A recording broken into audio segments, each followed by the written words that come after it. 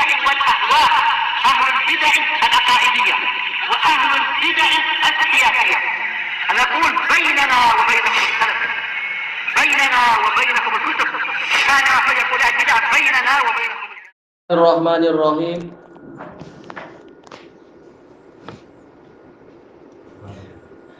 Qala al-Imam Abdul Ghani Al-Maqdisi rahimahullahu taala, babun fi inkari syafa'ati fil hudud. Bab yang berisi pengingkaran terhadap pemberian syafaat di dalam hukum-hukum Allah. Kalau hukum sudah sampai, kalau peristiwanya itu sudah dilaporkan ke penguasa, maka tidak boleh lagi ada syafaat. Wajib hukum Allah ditegakkan. Ya, kalau pintu syafaat dibuka, maka apa? Maka akan orang bermudah-mudah untuk membatalkan hukum Allah dengan cara merasuah sebanyak-banyaknya atau menekan penguasa. Oh, ini yang memberikan syafaat tokoh besar, jangan berikan hukum, jangan tegakkan hukum pada dia. Dia anak Syekh Kabilah, atau dia anak presiden, atau dia anak orang alim dan sebagainya. Tidak ada. Semua hukum sama. Semua sama dihukum Allah Ta'ala. Hatta walaupun dia adalah putri Nabi Muhammad Sallallahu Alaihi Wasallam, hukum sama. Apalagi sekitar Habib, dikatakan oh Habib boleh ini boleh itu. Siapa kamu dibandingkan dengan putri Nabi Muhammad Sallallahu Alaihi Wasallam? Ini menunjukkan banyaknya kebejatan moral dari para Habib-Habib itu. Belum lagi dari masalah tauhid, belum lagi dalam masalah bid'ah. Sampai dalam masalah maksiat pun banyak yang memfatwakan oh Habib boleh karena dijamin masuk surga, mereka keturunan Nabi. Siapa kalian dibanding dengan putri Nabi? Nabi sampai bersumpah kalau Fatimah mencuri maka tangannya akan dipotong. Nah, siapa Habib itu sehingga menyombongkan diri, sehingga menganggap mereka kebal hukum dan seterusnya. Na'udzubillah. Ini penipuan kepada umat. Wan nahyi anha, dan larangan dari memberikan syafaat di dalam hukum Allah. Al-haditsus tsani wal khamsun ba'da salasimi'ah. Hadis yang ke-352.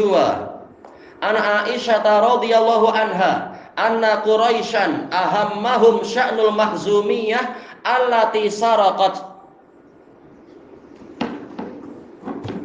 Dari Aisyah radhiyallahu anha yang bercerita, sesungguhnya orang-orang Quraisy mereka disibukkan, ahammahum yaitu menyibukkan pikiran mereka, sya'nul mahzumiyah, peristiwa wanita dari Bani Mahzum, salah satu bangsawan Quraisy. Quraisy sendiri bangsawan, ditambah bangsawan Quraisy lagi, yaitu Bani Mahzum yang mencuri. Faqalu, maka mereka menanyakan, man yukallimu fiha Rasulullah sallallahu alaihi wasallam, siapa yang akan mengajak bicara Rasulullah sallallahu alaihi wasallam tentang wanita ini, karena ini akan mempermalukan kabilah. Kalau mempermalukan kabilah, ya jangan berbuat maksiat, bukan malah dengan cara menyembunyikan aib yang ada dan membungkam hukum, bukan seperti itu caranya. Demikian pula bukan dengan cara orang ini dekat dengan ulama tidak boleh disentuh hukum, yang ini jauh dari ulama layak untuk dijatuhkan. Tidak seperti itu. Hukum sama semua, bahkan ulamanya sendiri. Yang bukan ulama juga sama. Semuanya sama, setiap muslim. Tidak ada yang dikatakan kebal hukum. Yang penting apa? Hujahnya jelas, bayinah tegak. Harusnya hukum pun ditegakkan. Bukan dengan alasan oh dia dekat dengan kita, oh dia baik dengan kita, dia masih apa? Suka dengan kita, bukan begitu. Tapi dia melanggar hukum atau tidak, itulah mestinya. Taib. Fakallamahu Usamah. Kemudian faqalu, mereka mengatakan, wa man yajtari'u alaihi illa Usamah bin Zaid hibbu Rasulillah sallallahu alaihi wasallam. Mereka mengatakan siapa yang berani lancang membicarakan ini kepada Rasulullah sallallahu alaihi wasallam selain Usamah bin Zaid yang dicintai oleh Rasulullah sallallahu alaihi wasallam. Fakallamahu Usamah. Ini diringkas, yaitu apa? Mereka datang kepada Usamah, minta agar Usamah membicarakan masalah ini kepada Rasulullah agar jangan sampai wanita yang mencuri tadi tangannya dipotong, wanita bangsawan itu. Maka Usamah datang kepada Rasulullah sallallahu alaihi wasallam menyampaikan syafaat. Faqal atashfa'u fi haddin min hududillah. Maka Rasul bertanya dengan soal ingkari, apakah engkau memberikan syafaat di salah satu dari hukuman Allah. Summa qama fakhtatab. Kemudian Nabi pun bangkit seraya berkhutbah. Faqal, Nabi mengatakan, innama ahlakal ladzina min qablikum annahum kanu idza saraqa fihimus syarif taraku. Hanyalah yang membinasakan orang-orang sebelum kalian adalah bahwasanya mereka itu dahulunya apabila yang mencuri di tengah-tengah mereka itu orang yang mulia, mereka membiarkannya. Ahlaka ini fi'il madhi. Fa'ilnya apa? Fa'ilnya berupa apa? Masdar muawwal, yaitu annahum kanu. Baik. Takdirnya berarti apa? Sariqatus syarifi fihim. Wa idza saraqa fihim ad-dha'if aqamu 'alaihi al-had. Apabila orang yang lemah, orang yang mungkin apa sekedar rakyat jelata yang tidak punya kedudukan apa-apa, bukan datuk, bukan apa itu tan, bukan tun, bukan apa, bukan raja, bukan pangeran dan sebagainya. Nah, kalau orang biasa yang mencuri, maka hukum ditegakkan oleh mereka kepadanya. Dan ini terjadi di seluruh dunia. Orang-orang yang tidak bertakwa seperti itulah cara mereka. Wa aimullah law anna Fatimah binta Muhammadin saraqat laqata'tu yadaha. Demi Allah. Takdirnya apa? Wa aimanullahi uqsim. Baik. Seandainya Fatimah bintu Muhammad sallallahu alaihi wasallam bukan hanya putri Nabi, beliau ini adalah pemimpin wanita alam semesta, salah satu dari 4 pemimpin wanita alam semesta. Seandainya dia ini mencuri, pastilah aku akan memotong tangannya. Berarti apa? La muhabata fi dinillah, tidak ada kecondongan di dalam hukum Allah, di dalam agama Allah. Walaupun dia teman dekat, walaupun dia adalah karib kerabat, kalau dia melanggar hukum, hukum wajib ditegakkan. Baik. Wa fi lafadz, dalam satu lafadz, kanat imra'atun tasta'irul mata wa tajhadu. Ada seorang wanita yaitu Bani Makhzum yang dia meminjam suatu barang, kemudian dia mengingkarinya. Yaitu apa? Meminjam, kemudian mungkin suatu saat diminta kembali, dia bilang, oh saya tidak pernah melakukan itu, saya tidak pernah meminjam apa-apa. Maka hukumnya, kata sebagian fuqaha, ini sama saja dengan mencuri barang. Baik. Fa'amaran Nabiyyu sallallahu alaihi wasallam biqata'i yadiha. Maka Nabi sallallahu alaihi wasallam memerintahkan agar tangannya dipotong. Kenapa sekedar barang begitu sampai tangan dipotong? Kenapa demi sekedar barang begitu engkau rela melanggar hukum Allah sampai mencuri? Kenapa tidak bekerja dengan baik atau minta pada Allah atau hutang baik-baik dan sebagainya? Kenapa mencuri barang orang lain? Baik. Hukum Allah wajib ditegakkan. Nah, kalau tidak ingin terkena hukum Allah, ya jangan berbuat maksiat. Al-gharib ahammahum ay jalabalahum hamman, ia mendatangkan kegundahan. Au sayyarahum zawiham, menjadikan mereka itu orang yang mengalami kegundahan.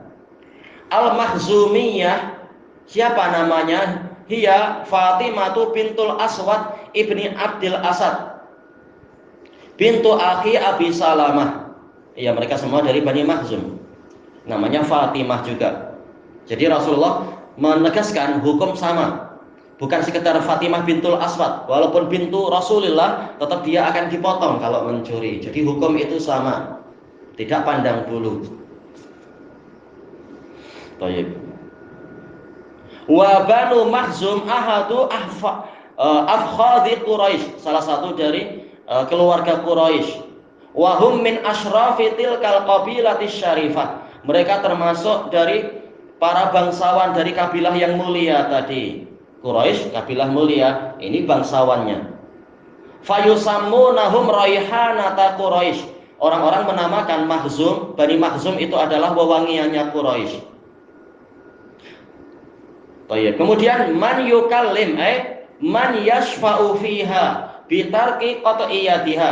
Maknanya adalah siapa yang mau memberikan syafaat untuk wanita ini agar tangannya tidak jadi dipotong. Yang keempat, hibbu Rasulillah bi kasril ha'i mahbubuh. Wazan fi'lun bi makna apa? Maf'ulun. Yang kelima, wa aimullah bi fathil hamzah wa kasriha. Boleh? Boleh berarti apa? Wa aimullah wa dhammil mim. Wa huwa ismun mufrad. Walidha fa inna hamzatahu hamzatu qata'. Ya, aimu. Yang lain mengatakan aimanu. Wa i'rabuhu huna innahu marfu'un bil ibtida'. Khabaru mahdhuf takdiruhu qasami atau apa? Aqsamtu boleh juga. Au yamini. Aimullah yamini. Al makna ijmali, makna secara global, kana timra'atun min bani Makhzum tasta'irul mata'a minan nas. Ada seorang wanita dari Bani Makhzum yang meminjam barang dari orang-orang ikhtialan untuk membuat tipu daya. Pandai pinjam tapi tidak pandai, tapi memang tidak mau mengembalikan. Kalau tidak pandai tetapi ada usaha yang seperti ini, dimaafkan dan diberi kelonggaran lagi. Summata jahatuh, kemudian wanita ini mengingkari bahwasanya dia pernah meminjam barang itu. Fasta'arat marratan huliyan. Kemudian suatu ketika dia meminjam suatu perhiasan, menunjukkan dia memang apa berkali-kali melakukan macam itu. Sekarang mengalami lagi, dia meminjam suatu perhiasan, fajahadathu, kemudian dia mengingkari itu. Fawujida indaha, kemudian perhiasan tadi didapatkan memang ada di tempat dia. Fabalagha amruha an-nabiyya sallallahu alaihi wasallam. Kemudian peristiwa wanita ini, kes dia itu sampai kepada Nabi, yaitu dilaporkan kepada waliul amr. Kalau belum dilaporkan, boleh saling memberikan syafaat. Masalahnya diselesaikan secara kekeluargaan, tidak masalah. Tapi ini sudah sampai ke penguasa. Penguasa wajib menegakkan hukum Allah. Karena mereka khalifah di bumi, mestinya apa? Diwajibkan untuk menegakkan hukum Allah. Fa'azama ala tanfidhi haddillahi ta'ala. Maka Nabi bertekad untuk melaksanakan hukum Allah Ta'ala biqat'iyyatiha, dengan memotong tangannya. Wa kanat dzata syaraf. Sementara wanita ini memiliki kemuliaan. Iya, bangsawan. Ya, bangsawan tidak maksum. Ada aja bangsawan yang justru suka mencuri, suka korupsi, banyak aja. Semuanya tidak maksum. Wa min usratin ariqatin fi Quraisy. Dari keluarga yang sangat mendalam kedudukannya di Quraisy. Fahtammat Quraisyun biha, maka orang Quraisy gundah dengan situasi wanita ini, membuat malu bangsawan kalau peristiwanya akan ketahuan tangannya dipotong. Wa bihadzal hukmil ladzi sayunafadhu fiha. Mereka gundah dengan hukum yang akan ditegakkan pada wanita ini.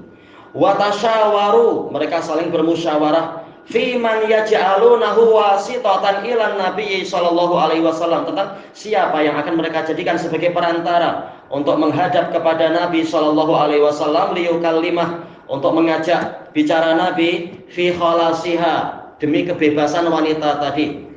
Falam yarau aula min Usamah bin Zaid, maka mereka tidak melihat ada yang lebih layak melakukan itu daripada Usamah bin Zaid radhiyallahu anhuma. Fa innahu al-muqarrabul mahbubul nabi sallallahu alaihi wasallam, karena dia adalah orang yang didekatkan dan dicintai oleh Nabi sallallahu alaihi wasallam. Fa kallamahu Usamah, maka Usamah mengajak bicara Nabi.